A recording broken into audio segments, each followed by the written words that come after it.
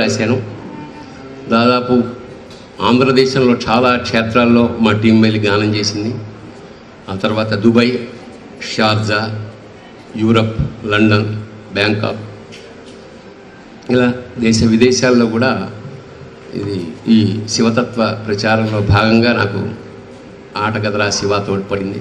వీటిలో కొన్ని ట్యూన్ చేసి మా వీణాపాణి గారు జేసుదాస్ తోటి మిథునం సినిమాలో పాడించారు. మిథునం చూసిన వాళ్ళు ఎవరైనా ఉంటే లాస్ట్ క్లైమాక్స్లో బాలసుబ్రహ్మణ్యం గారు వెళ్ళిపోయాక ఈ పాట జేసుదాస్ గారు పాడతారు. తరచు టీవీల్లో ఏదన్నా ఇలాంటి ప్రమాదాలు సంభవిస్తే పూర్వం భగవద్గీత వేస్తూ ఉండేవారు, ఇప్పుడేమో ఇది వేస్తున్నారు. నిజానికి భగవద్గీత అది నేను ఒక విషయం ఎప్పుడు చెప్పదలుచుకున్నాను. భగవద్గీత అనేది చాలా వైబ్రెంట్, ప్రపంచ సాహిత్యంలో అత్యంత ప్రభావితమైనది భగవద్గీత. భగవద్గీత వల్ల ప్రేరణ పొందిన మహానుభావులు ఎందరో ఉన్నారు. అందులో ముఖ్యంగా మన వివేకానందుడు, గాంధీ. ఇవాళ భగవద్గీత ఎక్కడన్నా పెడితే ఎవరన్నా పోయారా అనే స్థితికి తీసుకొచ్చారు. నిజానికి భగవద్గీత పోతే పెట్టాల్సిన సీడీ కానీ క్యాసెట్ కానీ కాదు, ఉంటే పెట్టాల్సిన, బాగా ఉంటే పెట్టాల్సిన, బాగు చేయడానికి పెట్టాల్సిన పర్సనాలిటీ డెవలప్మెంట్ ఏదైనా ఉంది అంటే మన భారతదేశంలో అత్యంత అద్భుతమైన పర్సనాలిటీ డెవలప్మెంట్ ఈజ్ భగవద్గీత.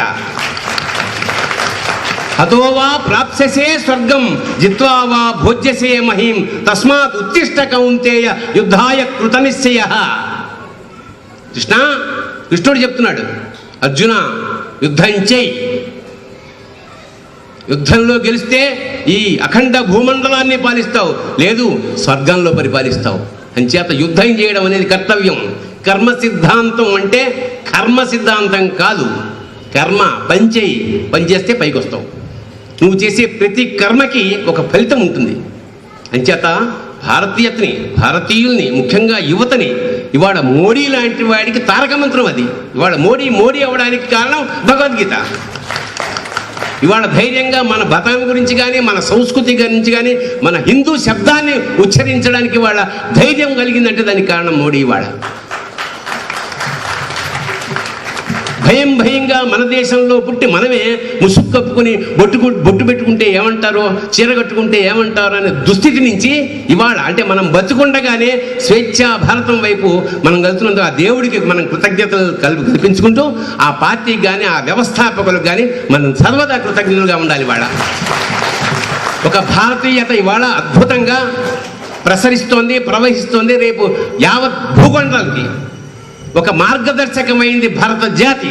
దానికి మూలమంత్రం భగవద్గీత. అది చచ్చిపోయినప్పుడు పెట్టకండి దయచేసి. దానివల్ల బతుకులు బాగుపడాలి, అది భగవద్గీత. భగవద్గీత కనీసం ఒక్కసారైనా చదవండి జీవితం. అంటే హిందువుగా పుట్టినందుకు అర్థం అయినా కాకపోయినా ఒక్కసారి ఆరంభించి 18 అధ్యాయాలు అర్థం కాకపోయినా సరే చదవండి. ఒక్కసారి చదివితే అది మ్యాగ్నెట్ లాగా అతుక్కుంటుంది. మీకు ఎప్పుడు బెంగ వచ్చినా ఒక చిన్న ఫిలాసఫీ నా జీవితంలో నేను ఎప్పుడైనా బెంగగా ఉంటే భగవద్గీతలోని ఏదో ఒక పేజీని అలా తీస్తాను. మీకు తెలియకుండానే అందులో సమాధానం ఉంటుంది. సమాధానం అంటే దేవుడు వచ్చి రక్షించేసి కష్టాలన్నీ తీసేస్తాడని కాదు, కష్టాన్ని తట్టుకునే శక్తి ఇస్తాడు. That is the most important. మీకు విచక్షణ ఇచ్చాడు, బుద్ధి ఇచ్చాడు, బలం ఇచ్చాడు, సర్వశక్తులు ఇచ్చాడు. ఇవన్నీ వచ్చి వాడే చేస్తే మీరెందుకు? అంచేత సర్వశక్తుల్ని ఎంకరేజ్ చేసి మోటివేట్ చేసే శక్తి భగవద్గీత ఉంది. కాబట్టి భగవద్గీతగా ఎనర్జైజ్ అవ్వండి. ఇంకోటి, భగవద్గీత చదవడం, రామాయణం చదవడం, రామకోటి రాయడం వల్ల పుణ్యం రాదు. రామకోటి రాస్తే పుణ్యం రాదు, భగవద్గీత చదివితే రాదు, పాటిస్తే వస్తుంది. వివేకానందుడు అంటాడు, they are like road maps. Bhagavadgita కానీ భారత Ramayanam road maps. Road maps అంటే ఈ రూట్ అలా పెడుతుంది అని చూపిస్తుంది తప్ప అది మనం తీసుకెళ్ళదు. ఎప్పుడు తీసుకెళ్తుంది? మనం దాన్ని ఆచరిస్తే. అంచేత భగవద్గీత ఆచరించదగ్గది, రామాయణం ఆచరించదగ్గది.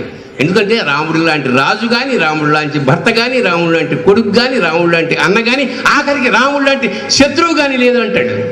అలాంటి రామరాజ్యం మనకు కావాలంటే మనం ఇలాంటివి కొన్ని చేసి తీరాలంతే.